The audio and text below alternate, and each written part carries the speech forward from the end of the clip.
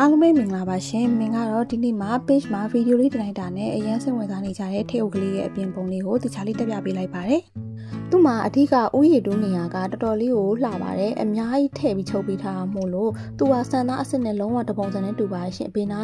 ကိုလှန်ကြည့်ပေါ့နော်အထက်ကဥယျာဉ်တူးလေးကိုပေါ်နေမှာပါဒါကြောင့်လုံးဝကိုယ့်ရဲ့စပင်အစ်စ်ကလေးလိုခံစားသိရမှာပါရှင်သူကအခုလိုမျိုးကလစ်ကလေးလေးကိုပါပါတယ်နော်ကလစ်ကလေးတွေကိုဖြုတ်ပြီးတော့ကိုယ့်ရဲ့စပင်ပေါ်မှာတင်ပြီးတော့အဲ့သူ့ရဲ့ကလစ်နေရာလေးကိုလိုက်ပြီးတော့ဖိလိုက်ရုံပါပဲရှင်အရန်လွယ်ပါတယ်နော်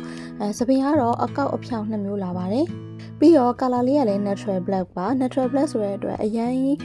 color ဆေးဆိုးထားတာမဟုတ်လို့ရှိရင်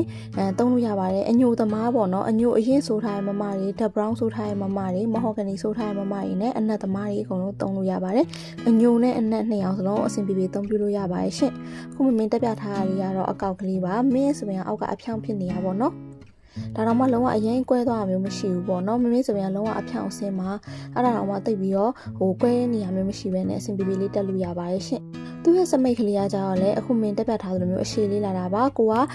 များသောအားဖြင့်မမတွေကဘေးခွဲသမားတွေများတယ်ဘေးခွဲခွဲကျင်နေဆိုလို့ရှိရင်လည်းအဆင်ပြေတယ်စမိတ်အတိချပြီးတော့ပြန်ညှက်မယ်ဆိုလည်းအဆင်ပြေတယ်အလဲဝဲလည်းအဆင်ပြေပါတယ်နော်ပြီးတော့တက်ကလည်းအရင်လွယ်ပြီးတော့ခုမင်းတက်ပြထားသလိုမျိုးလိုကူလေးတက်တာနေနေကိုလှလှပပလေးထွက်လာမှာပါ